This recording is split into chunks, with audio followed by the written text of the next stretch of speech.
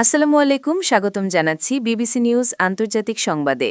শুরুতেই সংবাদ শিরোনাম, এরপর বিস্তারিত। নির্বাচনে ভয়াবহ অনিয়মের অভিযোগ তুলে প্রতিকার চাইলেন জামায়াত আমির।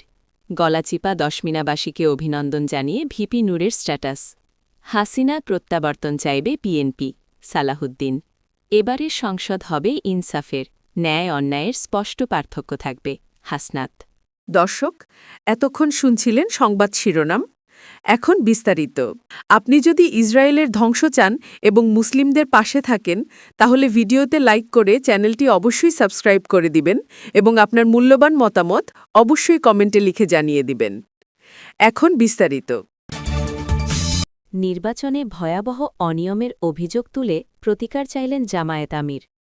ত্রয়োদশ জাতীয় সংসদ নির্বাচনে ভয়াবহ অনিয়ম হয়েছে বলে অভিযোগ করেছেন ১১ দলীয় রাজনৈতিক ঐক্যের প্রধান ও জামায়াতে ইসলামীর আমির ডা শফিকুর রহমান। জামায়াতের নির্বাহী কমিটির বৈঠক শেষে রাজধানীর মগবাজারে জামায়াত কার্যালয়ে শুক্রবার ১৩ ফেব্রুয়ারি রাত ৯:৩০টার দিকে এ অভিযোগ করেন তিনি। জামায়াত আমির বলেন, নির্বাচন সঠিকভাবে হয়ে যাওয়ার পর ভোট গণনার সময় অনিয়ম করা হয়েছে, ফলাফল পাল্টে দেওয়া হয়েছে। এই পচা রাজনৈতিক সংস্কৃতির অবসান চেয়েছিলাম, কিন্তু তা হয়নি। এর থেকে আমরা প্রতিকার চাই। নির্বাচন কমিশনের কাছে এ বিষয়ে স্পষ্ট পদক্ষেপ কামনা করছি। ডা শফিকুর রহমান বলেন, গণপ্রতিনিধিত্ব আদেশ বা আরপিও অনুযায়ী ঋণখেলাপিদের নির্বাচনের সুযোগ দেওয়ার সুযোগ না থাকলেও তাদের ভোট করতে দেওয়া হয়েছে, যা আইনের লঙ্ঘন। তিনি আরও বলেন, নির্বাচন শেষে ফলাফল পাল্টে দেওয়া হয়েছে। বেশ কয়েকটি গুরুত্বপূর্ণ আসনে অনিয়ম হয়েছে। দেশবাসী আমাদের উপর আস্থা রাখুক, আমরা আপনাদের সঙ্গে থাকব, অধিকার আদায় করেই ছাড়ব। গলাচিপা দশমিনাবাসীকে অভিনন্দন জানিয়ে ভিপি নূরের স্ট্যাটাস। বাংলাদেশের সদ্য ত্রয়োদশ জাতীয় সংসদ নির্বাচনে বিজয়ী হওয়ার পর গণ অধিকার পরিষদের সভাপতি নুরুল হক নূর তার নির্বাচনী এলাকার সব মানুষকে অভিনন্দন ও শুভেচ্ছা জানিয়েছেন। শুক্রবার ১৩ ফেব্রুয়ারি নিজের ফেসবুক পেজে দেওয়া এক দীর্ঘ পোস্টে তিনি এ অভিনন্দন জানান। তার দেওয়া ফেসবুক পোস্টটি হুবহু তুলে ধরা হল। সকল প্রশংসা মহান রাব্বুল আলামিনের জন্য। প্রিয় গলাচিপা দশমিনাবাসী, আসসালামু আলাইকুম, আদাব, শুভেচ্ছা, অভিনন্দন। গতকালের এই বিজয়কে আমি আপনাদের তরে উৎসর্গ করলাম। আপনাদের অকৃত্রিম ভালোবাসাকে নতমস্তকে জানাই গভীর শ্রদ্ধা, প্রণতি। অকুণ্ঠ সমর্থনের এই ঋণ আমি কখনো শোধ করতে পারব না। একটা রাজনৈতিক দলের প্রধান হিসেবে জাতীয় রাজনীতি নিয়ে ব্যস্ততার ফলে সময় স্বল্পতার কারণে আমি সবার কাছে পৌঁছতে পারিনি। দোয়া আশীর্বাদ নেওয়া সম্ভব হয়নি। তবুও আপনারা প্রতিযোগী সব সেরা প্রার্থীদের মাঝে আমার মতো অতি সাধারণ ও নগণ্য একজন মানুষকে বেছে নিয়েছেন, বিজয়ী করেছেন। আপনাদের সন্তানের প্রতি যে আবেগ, অনুরাগ, আস্থা, বিশ্বাস ও সমর্থন ব্যক্ত করেছেন, তা আগামী দিনে আমাকে আরও দায়িত্বশীল, মানবিক ও ন্যায়পরায়ণ মানুষে রূপান্তরিত করবে। বাংলাদেশ জাতীয়বাদী দল বিএনপির চেয়ারম্যান তারেক রহমানের প্রতি অশেষ ধন্যবাদ ও কৃতজ্ঞতা জ্ঞাপন করছি। আপনার অকুণ্ঠ সমর্থন, দিকনির্দেশনা ও সার্বিক সহযোগিতা আমার এই কঠিন পথকে সহজ করেছে। হাসিনার প্রত্যাবর্তন চাইবে বিএনপি, সালাহুদ্দিন। বিএনপির স্থায়ী কমিটির সদস্য ও কক্সবাজার ১ আসনের বিজয়ী সংসদ সদস্য সালাহুদ্দিন আহমদ বলেছেন, শেখ হাসিনাকে বিচারের মুখোমুখি করতে ভারতের কাছে আনুষ্ঠানিকভাবে প্রত্যাবর্তনের অনুরোধ জানাবে বিএনপি।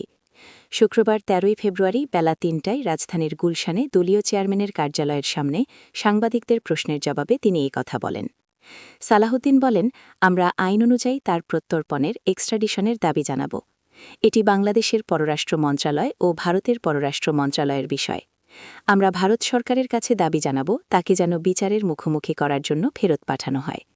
তিনি বলেন, বাংলাদেশের বহুল প্রত্যাশিত জাতীয় সংসদ নির্বাচন শান্তিপূর্ণভাবে অনুষ্ঠিত হয়েছে এবং সুষ্ঠু নিরপেক্ষ একটা নির্বাচন অনুষ্ঠিত হয়েছে, যার জন্য সারা বিশ্ব অপেক্ষা করছিল।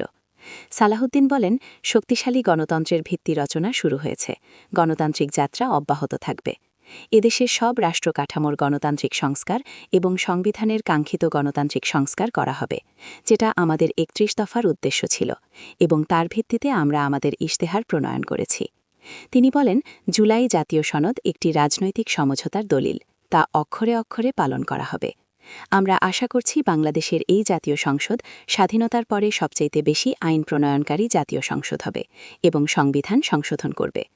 জন আকাঙ্ক্ষার ভিত্তিতে আমাদের শহীদদের আকাঙ্ক্ষা অনুযায়ী, প্রত্যাশা অনুযায়ী, তরুণ প্রজন্মের প্রত্যাশা অনুযায়ী এই দেশকে মেধানির্ভর, প্রযুক্তিনির্ভর এবং জ্ঞাননির্ভর রাষ্ট্র বিনির্মাণের জন্য দেশবাসীর সহযোগিতা চাই। এবারের সংসদ হবে ইনসাফের, ন্যায় অন্যায়ের সুস্পষ্ট পার্থক্য থাকবে।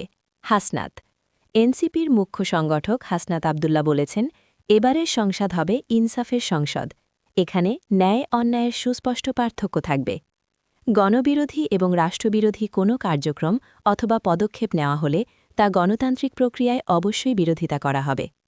গণমানুষের কল্যাণ সাধনের জন্য জনগণ আমাদেরকে ম্যান্ডেট দিয়েছে। পুরো বাংলাদেশের মানুষের আস্থা অর্জন এবং মানুষের স্বপ্ন বাস্তবায়নের জন্য আমরা কাজ করে যাব। আমরা শত্রুর সঙ্গেও ইনসাফ করতে চাই। শুক্রবার ১৩ ফেব্রুয়ারি বিকালে কুমিল্লার টাউন হল মাঠে বিজয়ের প্রতিক্রিয়ায় সাংবাদিকদের তিনি এসব কথা বলেন। হাসনাত বলেন, আগের কয়েকটি সংসদে নেগোসিয়েশনের মাধ্যমে সরকার এবং বিরোধী দল নির্ধারণ করা হয়েছে। সেখানে বিরোধী দল কার্যকর কোনো ভূমিকা পালন করতে পারেনি। সে সময় সরকার নিজে সেট করে দিয়েছে কে বিরোধী দলে যাবে। ওই ধরনের সংসদে জনগণের কোনো প্রতিনিধিত্ব ছিল না। এবার জনগণের প্রত্যাশা পূরণে অংশগ্রহণমূলক একটা সংসদ হবে বলে